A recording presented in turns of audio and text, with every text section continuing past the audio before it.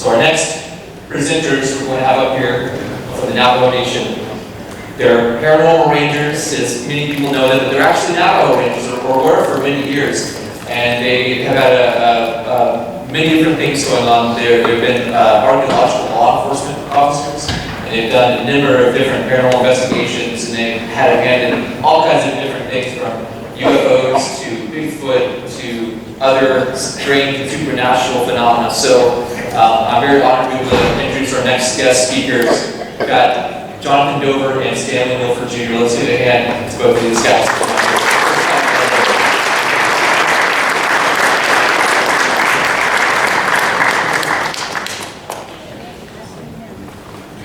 Okay, we're going to tag team this. We've got a lot of information to cover. And if you don't mind, we have taken out the first part of our slide presentation, which shows who the Rangers are, what kind of jobs we did, all these nice pictures of the Navajo Nation. Suffice to say, we are cops. And between us, we have 54 years of law enforcement experience. We have 22 years of paranormal investigations on the ground. So that handles that.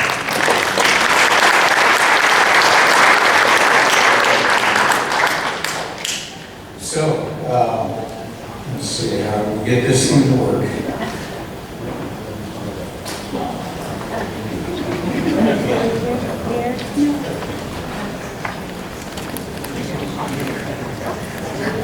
There you go. Okay, we're ahead of ourselves here. That'll do.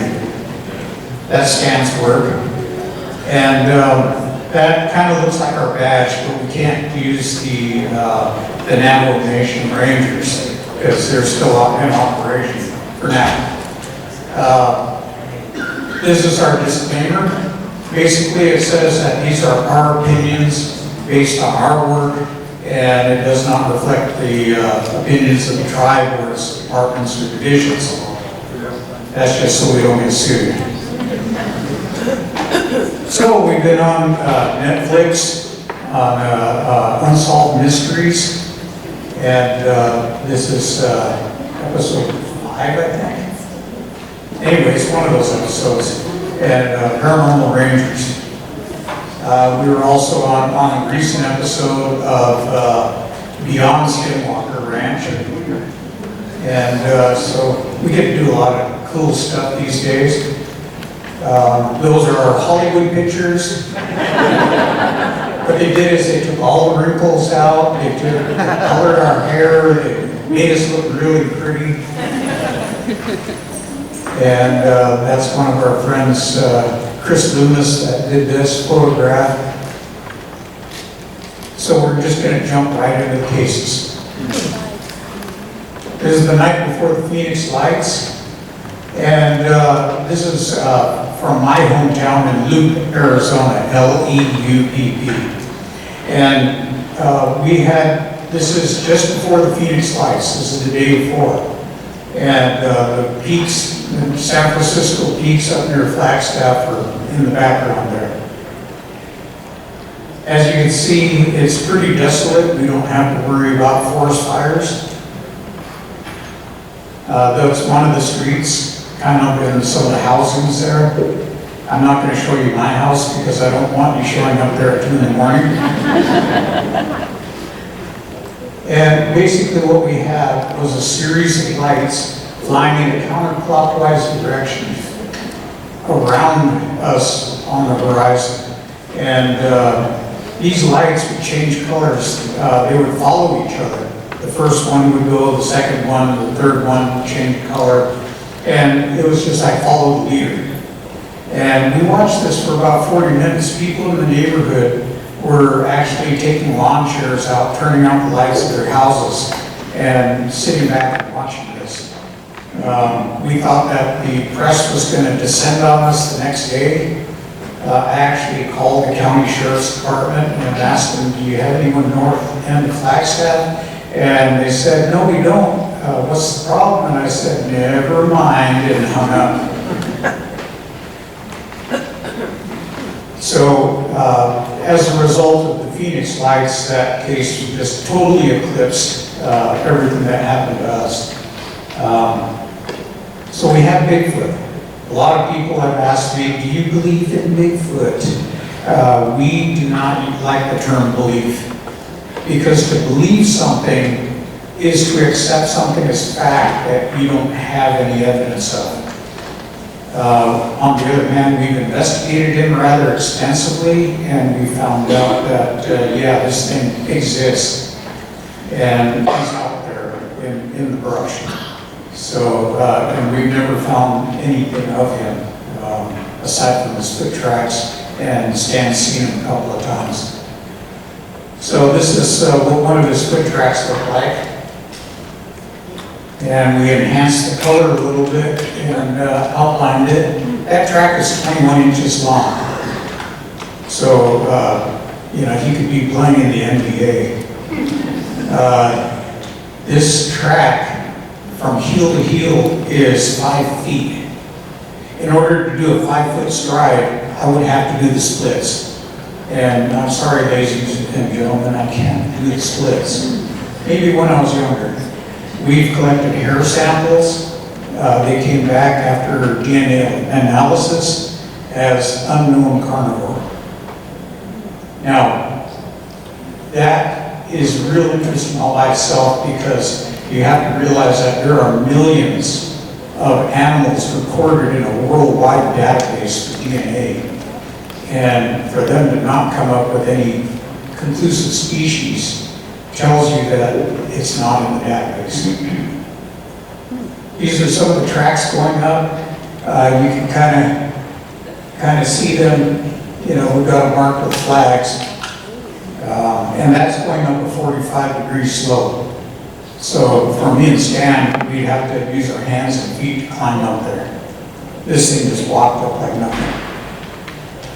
Here's some tracks in a wash that Stan did an investigation on. As you can see, the tracks go up through this area here. And it was nice and muddy there. And notice all the police vehicles up at the top there. We were doing these investigations, and we drew a lot of attention from the Navajo police because we were rangers, and they got really curious as to what we were operating. This is what some of the plaster casts look like.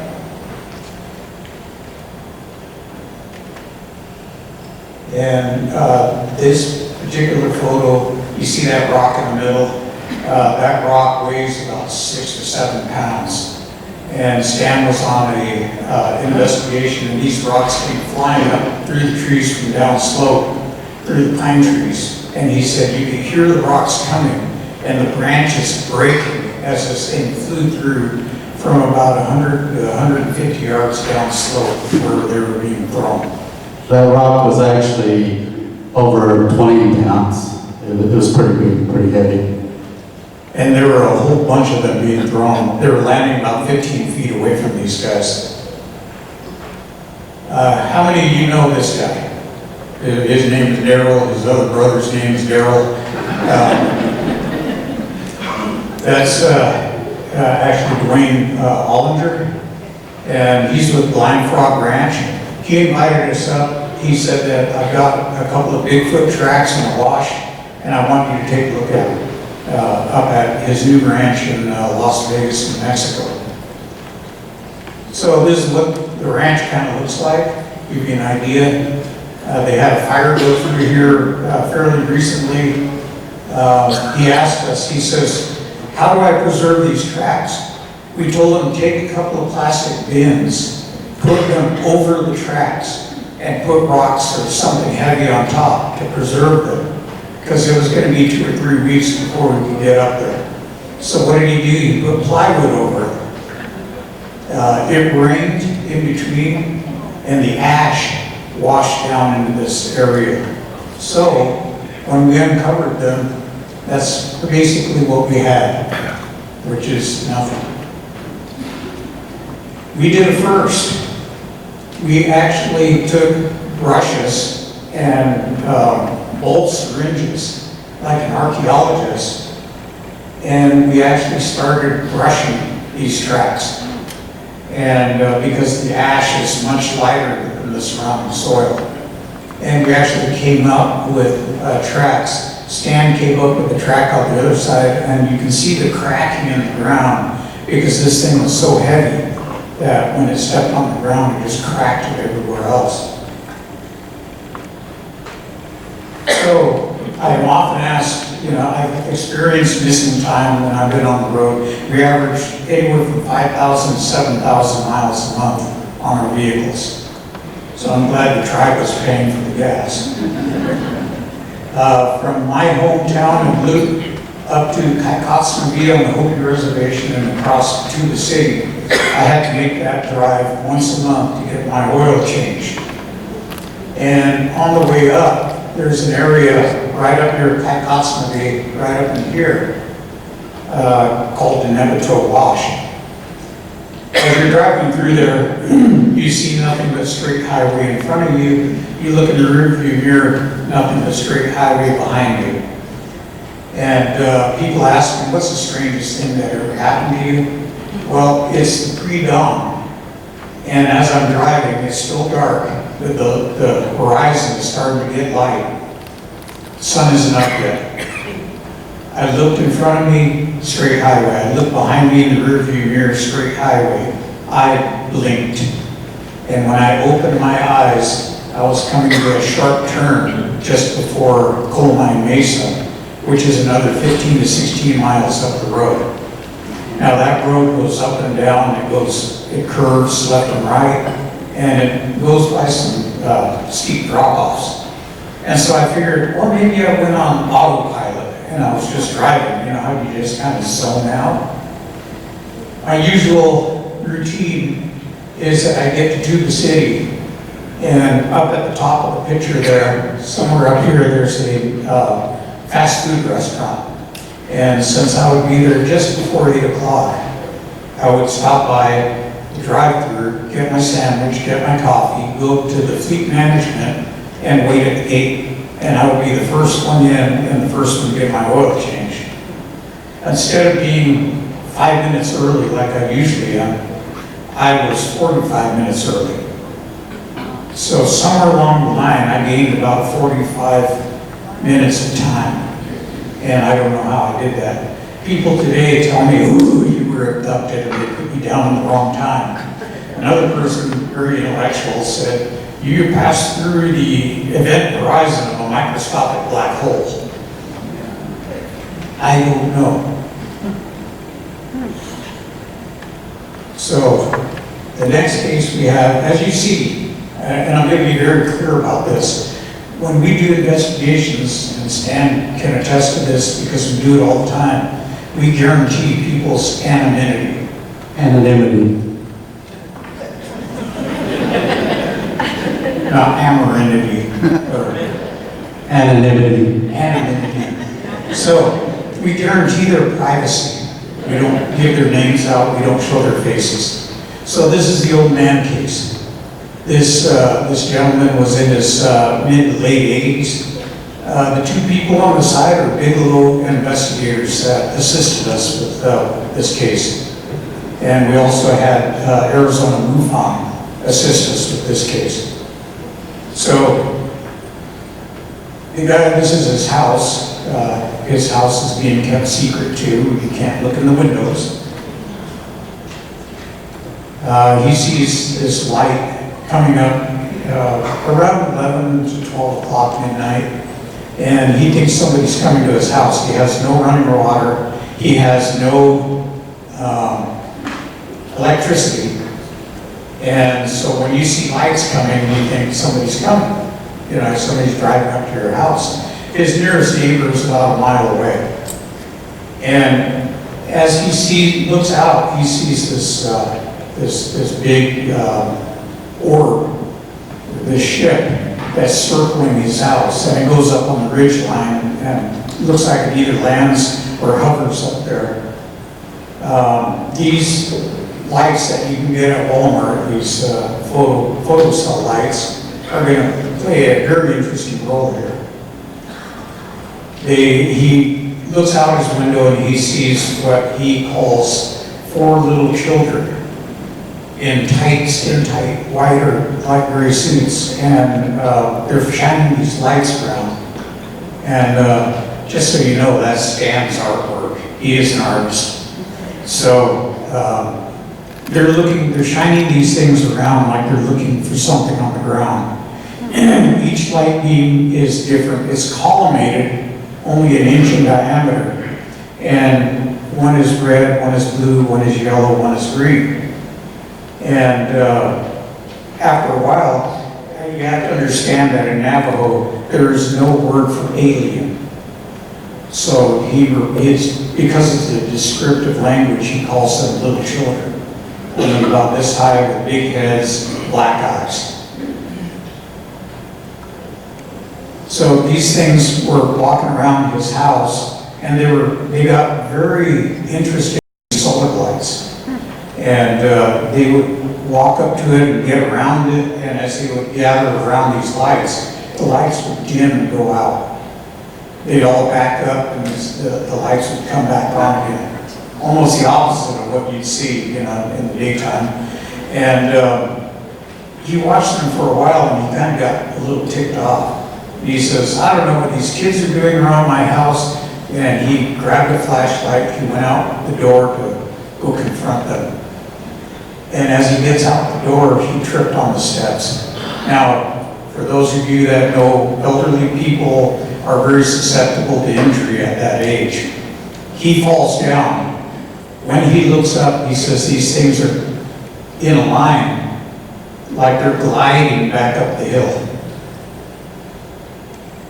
So this is more of the lights. They actually went to the outhouse and looked inside. That's me and one of our other rangers. We had a team come up to do radiation readings around the place. He had a puppy, kind of a blue-yellow mix, and this dog was really, really super friendly. It was jumping all over us with muddy paws, and we're in uniform going, get away, because cops don't like dirty uniforms. And, we had to look good all the time, right? So these guys dressed up in these bunny suits, these tight outfits, and one of them was a dog lover, this one girl, and she was calling the little pup, because it was licking everybody to death prior to that. And it saw that white suit, and it ran back to the house and curled up by the step. Now you ask, why did it run away? Well, remember, these aliens were wearing a white or light gray skin-tight suit. And it ran out when they were coming down the hill, barking, barking, barking. And all of a sudden he heard in the dark, "Yipe!" And the dog came running back and laid down by the front doorstep, curled up in a ball and stayed there. The other dog was a Rottweiler. And these are some of the investigators. We had an actual court interpreter that was certified in the federal court level to do simultaneous translation for us. They had a Rottweiler there, and that dog, you can see the big chain that's attached to it. When we were there, that dog about yanked that chain and broke it, trying to get at us. He said that when this thing happened, this dog stayed silent and stayed in the doghouse. There's the blue Wheeler dog in question. Yes, we kept his identity secret too. The unfortunate part of this story, the sad part, is that within a couple of weeks, this pup died. And they didn't tell us about it. We could have had a necropsy and find out what caused its death, but we figured whatever these things shot at it that caused it to yelp might have been something that caused its demise. We found unusual marks there. These go in a line. No animal walks like that, especially with round feet. Here's Bigelow's investigators with their fancy equipment. We invited them because we didn't have fancy equipment. Anything we used, we had to buy ourselves. And one of the neighbors had a bunch of little roly-poly pups that were just little balls of fur. There were 7 of them. And that night, these were little dogs that, you know, when you're at that stage in their life where they walk a little bit and they just fall over. And these dogs were all at the house. That same night, they all disappeared. And me and Stan went over there, so obviously the aliens are puppy lovers, because we went over there and we tracked it. We were looking, if there's a predator, you'll see fur all over the place, you'll see blood. There was nothing. They just all disappeared. You're up, Stan. We're going to tag team this. You know, we often get asked about skinwalkers. And skinwalkers it's a term that's used commonly with Navajo, but really what it's referring to is shapeshifting. And of the 500 plus Indian tribes in the United States, most of those tribes have a version of shapeshifting. For the Navajos, this is predominantly where you have somebody that's practicing witchcraft and they're using this as a means to harm other individuals.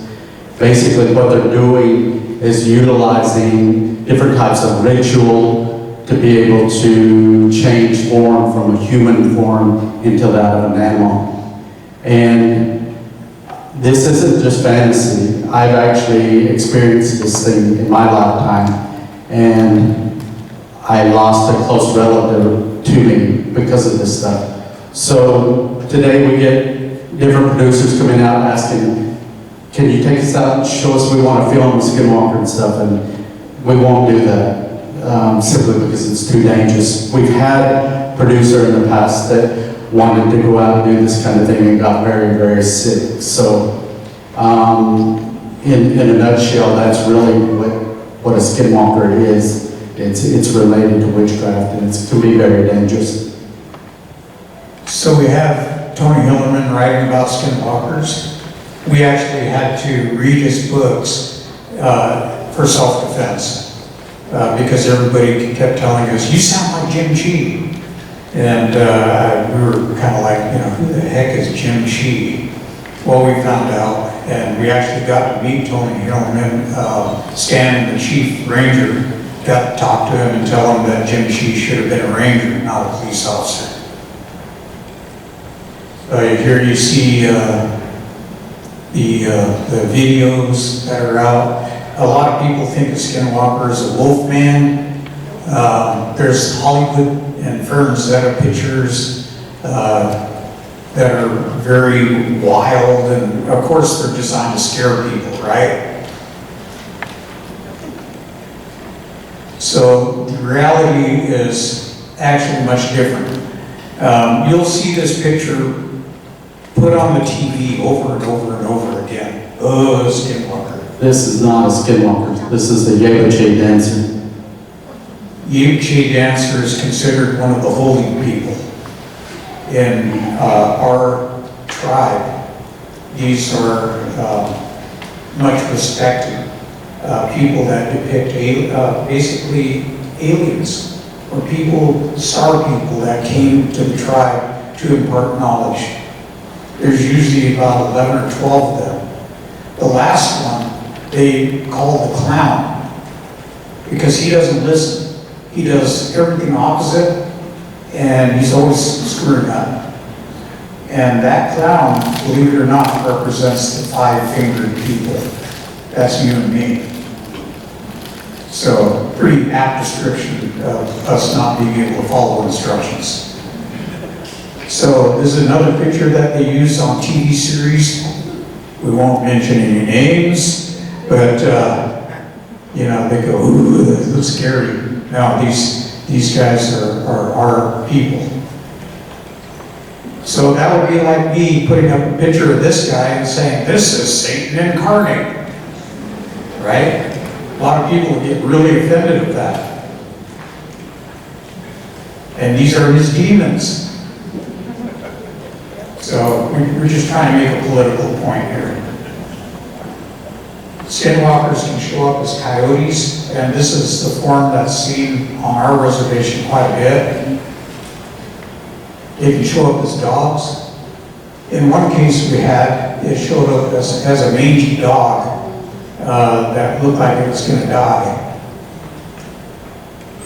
They can show up as birds, as owls. We think that they use DNA from the hides to affect these changes. And they can show up as crows. Now, what's interesting, and we will give a shout out to any military people that are here to take notes on our presentation. The Indian tribes in the United States and Canada have a long history of distrust of the military because they tried to kill us.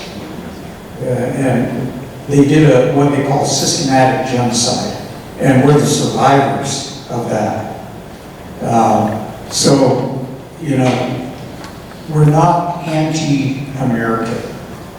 You'll find that Native Americans usually apply to the Marine Corps, the Airborne Rangers, or Special Forces.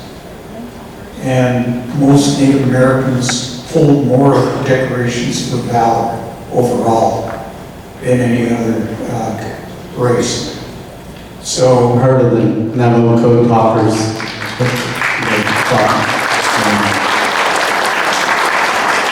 So we're about as patriotic as you can get. When World War II happened and the first code talkers were called up to form the unit, guys showed up with muskets and little bedrolls on them, and they're ready to go over the mountains to go fight the enemy. They didn't know they were going halfway around the world to fight. So the Navajos live in hogans. These are octagonal-shaped structures. That's the female hogan. Yeah, this is a female hogan. And the doors always face to the east. So when you get up in the morning and the sun is coming up, because they're all early risers, you get up and you take your corn pollen and you greet the rising sun and you say your prayers. We have found hogans with the doors facing to the west. And we were told by cultural specialists that this is where witchcraft was being taught. The cultural specialists would not even get anywhere near this place. Of course, we got up there and photographed it and went inside.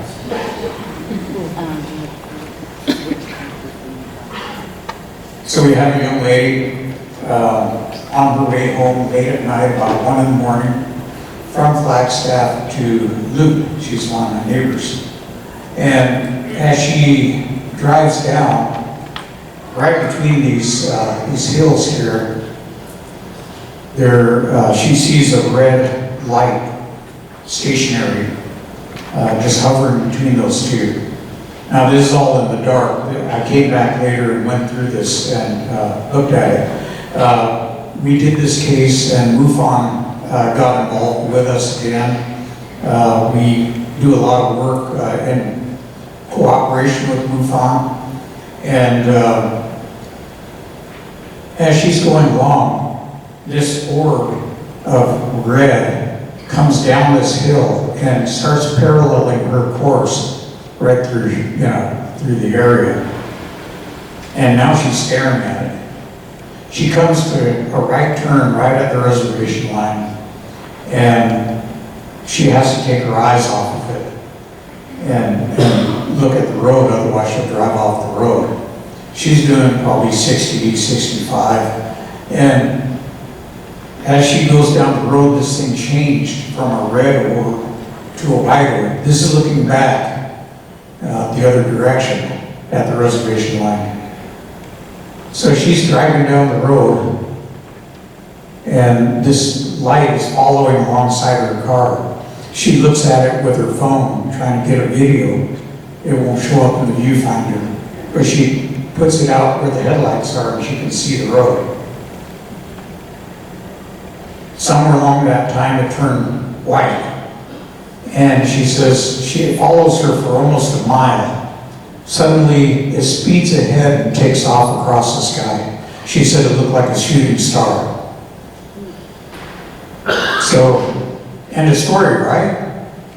She gets home, and later on, when doing the investigation, the MUFON Star Team asked us to go around the vehicle with a compass.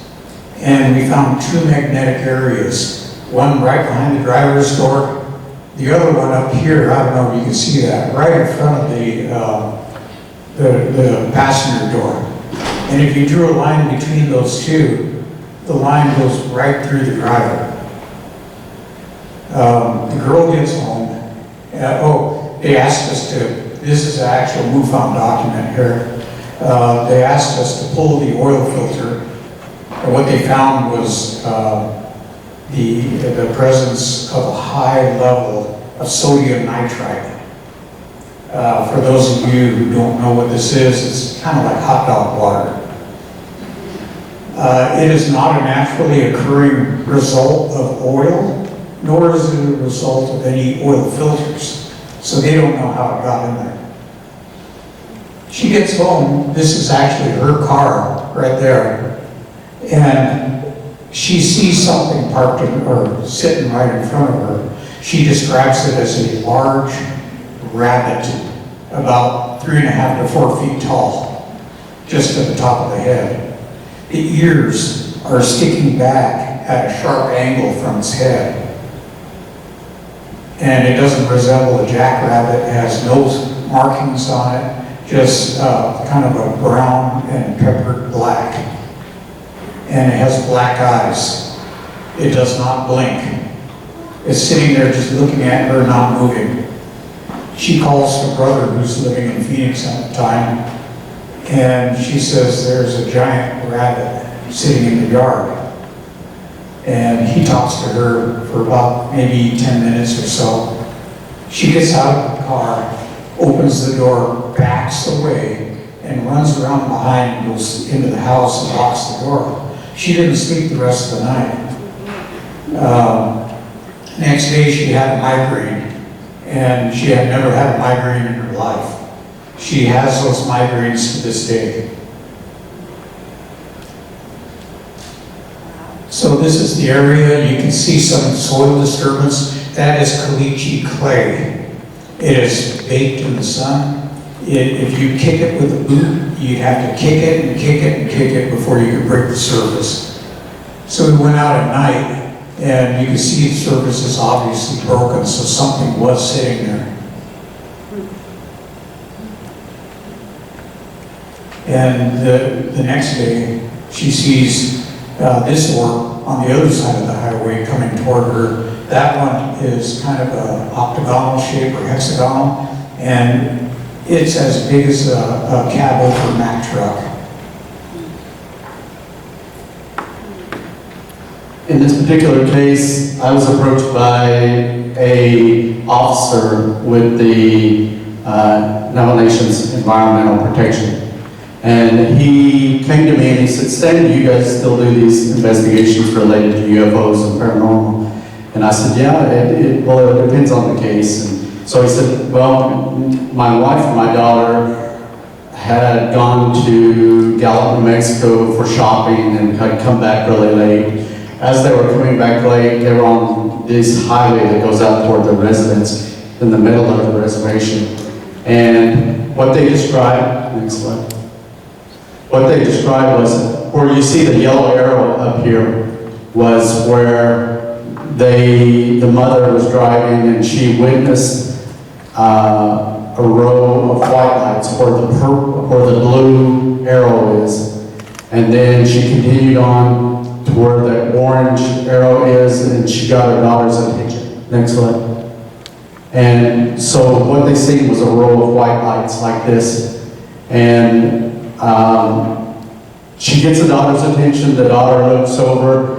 When the daughter looks, she sees this, but then all of a sudden, this rose up into a 3-story high, over 100 yards long object that had these like little windows. and they described them as being like fiery colored and orange. And so the mother wanted to drive out to where the object was either hovering or landed. And the daughter said, no, don't go out there. She said, I had a dream about this. So the next thing that happened was this thing disappeared, and there was a dome, a black dome that appeared. And in a flash, this thing flashed, and it made a sonic boom like a jet going over. And then all of a sudden it was gone. And so they continued home. When they got home with the residents, there was a storm hitting, windstorm hitting where they lived. So severe it was blowing wooden fences over.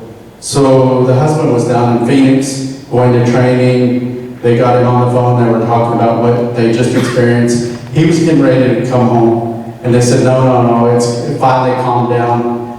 But for them, it was a very traumatic incident. They were traumatized. And it's something they still think about today. So in a lot of these cases where we investigated, whether it's a 10-year-old child or an 80-year-old person, most times they're traumatized. Whether it's a UFO or a haunting or Bigfoot, it can be very traumatic.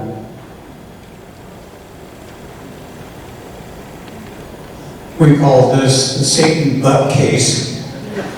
The reason we did it is we did it, just like this one, we gave them our little jump drive, and they put it in a Macintosh computer. So when you take a Windows program, put it in Macintosh, a lot of times they're not really compatible.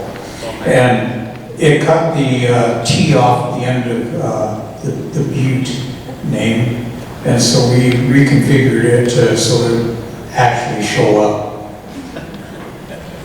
This is Satan Butte. For those of you who have seen the last edition, I think it was episode 7 of Beyond Skinwalker, this is the Butte in question. Beyond Skinwalker Ranch. Again, we have Bigelow's people out there. They had all the fancy instruments.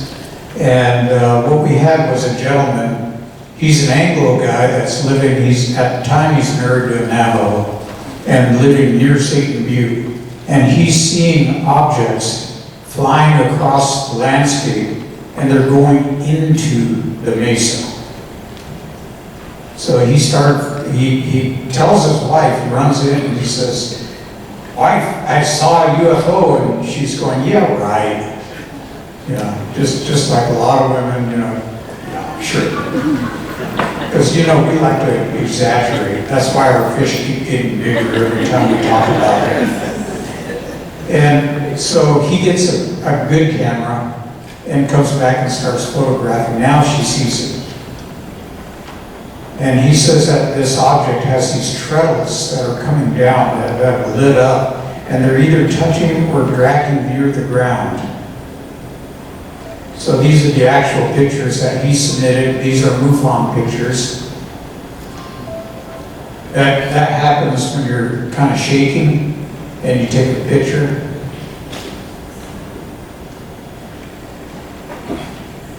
And he also has a corral out back. And the horses, for those of you who have horses or know about them, when you hear horses blowing, that means that they're upset about something. And he says the herd of horses that he had, the mares, were all blowing that night. So he went out there with a pellet gun because he thought there was a stud trying to get in the corral.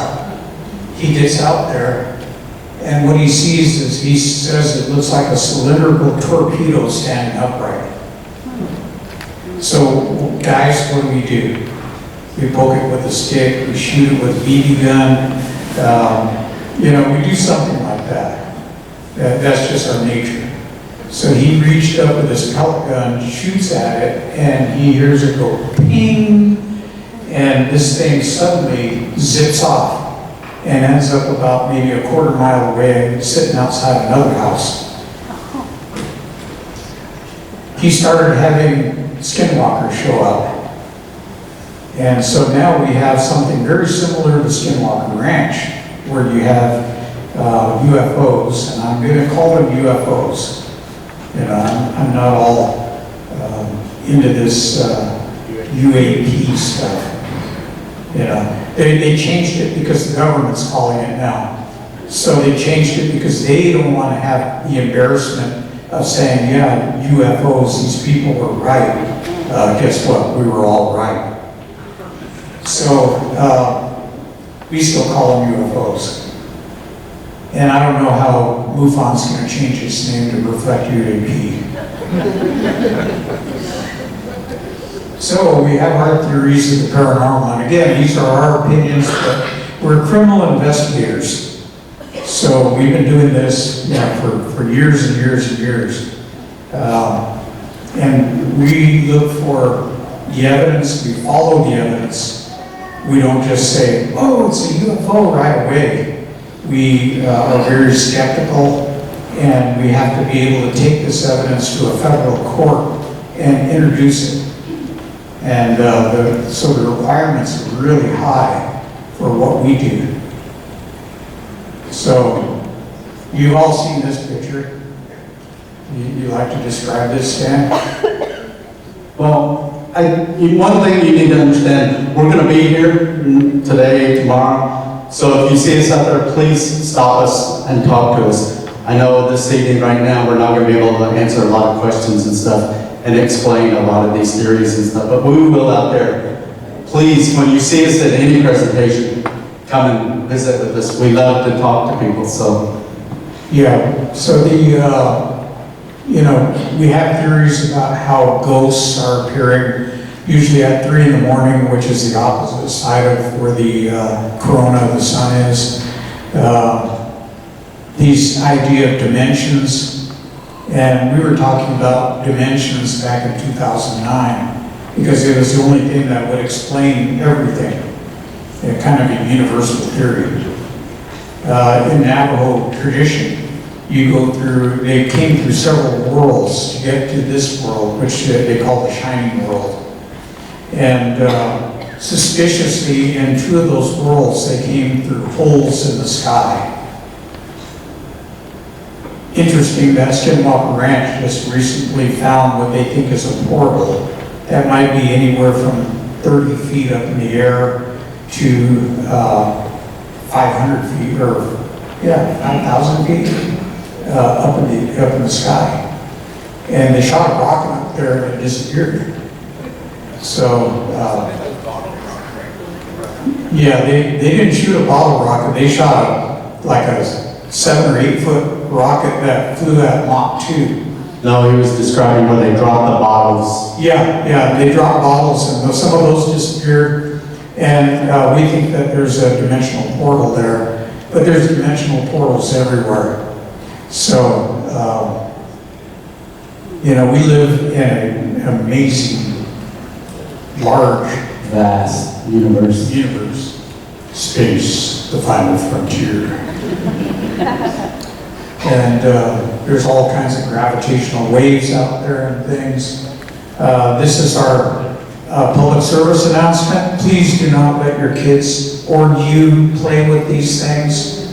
We have been told that these are an unfiltered portal. Every young Navajo that we spoke to that had any contact with the Ouija board has told us it ruined their lives and just completely dismantled everything. And so we find out that your kids can buy these at your local store. Look at that. Your girl can have a pink one. But see, because it's an unfiltered portal, you don't have any guarantees of what may come through that portal. We've seen something called, we call it shadow phenomenon. We're driving down the road to Phoenix on the Beeline Highway on State Route 87, and suddenly a shadow passes over the highway. We saw that, you know, because we're retired, I'm retired law enforcement at the time, Stan's active, and we never speed. You know, I can guarantee you, honestly, we never speed. But we're looking for the aircraft, because we know that it's probably highway patrol checking everybody's speed. And we looked and looked and looked, and we never saw an aircraft. We also have street light interference, which is where you're going down the road, and suddenly, as you pass under the light goes out. And Stan has gone under 30 street lights like that, all of them, one after the other, going out as he passed under them. I've only had 15. We went to a mall down at Scottsdale, and as we parked under a light, both of us got out and closed the doors, and the light actually just detonated and blew up right above us with all these sparks flying. So I don't think it's us, but you know, maybe I just have an electric personality. I don't know. So we have all kinds of stuff going on. Stan, would you like to explain this now? This is a footprint of a child. This was a haunting that was in a hospital, and the security were experiencing all kinds of things. We went in. There's a technique where you put powder on the floor, and we put this ball in the center of it. And this ball was actually able to roll around within that facility. You can see the little track right there where the ball moved and stuff. And we're sealed in there. The doors were locked behind us, me and the other investigator. And there was a lot of activity in there. This is where you can see the tracks, the lines of where the ball rolled. And this is there's a little footprint right there that followed in behind us as we were moving through the building and stuff. So this is just, this face right here is a face of an individual that wasn't even within the building when we were doing the investigation.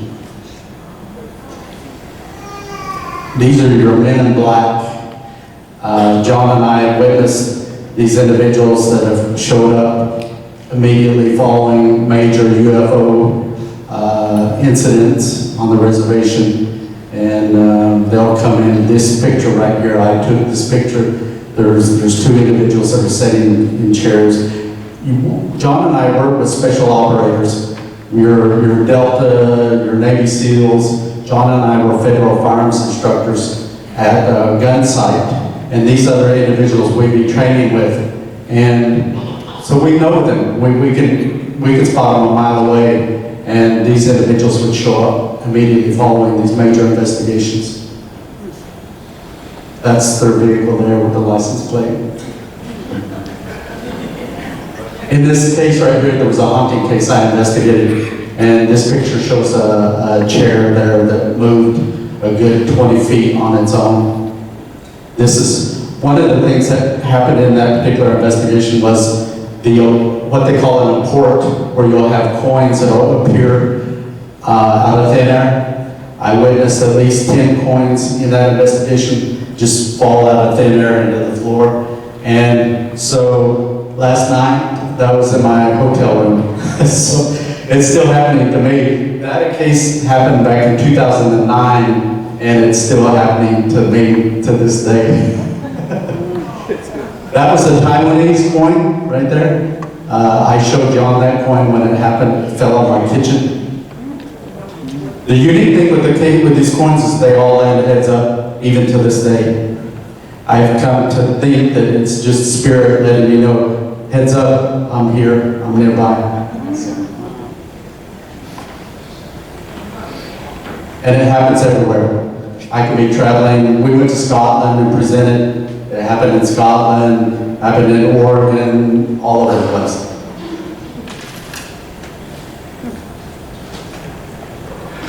We had a friend of ours that was at the conference, and something hit him in the leg. They were listening to Colonel Hall talk about Rendlesham Forest. And after that, everybody cleared out and chased everyone out of the auditorium. They're talking between themselves and with a row of seats in between them at the international conference. And he felt something hit him in the leg. He didn't think about it, he just reached down, picked it up, stuck it in his pocket. Another one hit him in the leg soon after, picked that one up, put it in his pocket. He desperately contacted us later and he says, oh my God. He says, I got a couple of British 1-pound coins that hit me in the leg and nobody was around there. And we told him, put them in a little picture frame and save them to commemorate your experience. But he just couldn't believe that they were talking about renters and forests in the UK and these coins showed up. We have somebody taking pictures, you know how you take a panoramic picture with an instamatic camera, like one of those throwaway ones, and they're taking a series of pictures and they caught what we call the flying onion. And this is during the winter time, so there's no insects out. This one, guy had a trail cam out, and at night, those lights show up and triggered the cam. You can see kind of where those lights are. Go ahead, Stan. With this particular one, John and I were responding to attempting to locate a person that had drowned in the San Juan River, which is the northern boundary of the reservation. So John and I put the boat in the water near Lake Powell, where this photo is. That's Navajo Mountain in the background. So we traverse up the San Juan River, we get up there, we run into a debris field, a really bad debris. We didn't want to damage a prop, so it was getting late in the evening, so we said, well, let's pull off and we'll just camp here. Set up camp, and that evening, as I was laying there on the west side, we were facing to the south. On the west side, there was this zigzagging object coming across the sky. And I got John's attention. I said, hey, John, what is that? And so he looks up and we're watching this thing. As this thing got just about 12 o'clock, there was 2 F-16 fighters that were following in behind us. And then all of a sudden, as it's right here, it takes off and it continues that zigzag pattern. And within 2 seconds, it was already on the horizon. It had to be going like 10,000 miles an hour. It left the 2 F-16s with their afterburners on, just like a little kid on a tricycle right here, and it was gone. It was really amazing to actually witness something like that with our own eyes. And I was followed one night at 2 in the morning. I'm at Indian Wells on Navajo Route 15. And I was following a major Bigfoot case that we had just wrapped up on the San Juan River. So I'm having this ball of light follow my truck. And it followed me for about maybe 30 or 40 miles. And it turned red at one point and sat up on top of the mesas in parallel to my course. The only time in my career I felt a little bit uneasy. Otherwise, we don't get scared. This image right here is the closest thing to what I witnessed as one of these shapeshifters or skinwalkers. This is almost identical to what I seen. It was running alongside my vehicle at highway speeds, and it did look directly at me, and its eyes were the same color of these exit signs you see right here. And pretty interesting experience. I did have a relative that was really close to me that died immediately following this particular incident, so they can be quite dangerous. And we run into little haunting things like going to the hotel and staying and waking up and you got a nice little scratch on your arm. We do have a personal life, believe it or not. So we caught up with E.T. down in Orange County, and he was nice enough, only charged us $5 for a picture with him. I dance in powwows and military societies back in Oklahoma. And I play guitar. I also fly fish. Stan plays guitar. Can you imagine what kind of music he likes to play? You know, he goes at it, boy, he's good. And we got a lot of comments on this one. We're going to Scotland in 2014, and we showed this picture because I'm a big soccer fan, so we showed this picture to them, and they about fell out of their chairs laughing. The inside joke in Scotland is that this is the Celtics. So the Celtics are one of their teams. They have two teams. The other team is the Rangers. And here, two Navajo Rangers are wearing Celtic jerseys. And of course, we want to say hello to Clifford Mahooty, a good friend of ours. He was a good friend. And he died last year. So we have references here. There's our information, Paranormal Rangers 86515 on Gmail. And that address, 86515, is the area code for Window Rock. So, and Paranormal Rangers is plural. So that's because there's two of us, right? So here's the schedule again, and we want to thank you so much for being patient with us and hearing us out. We had to cut down the deal. We could do this for 2 hours. Easily. And usually we bring tennis balls with us, so anybody that falls asleep, we just take aim. Or we get dropped for push-ups. So, Thank you for coming out. We really appreciate it.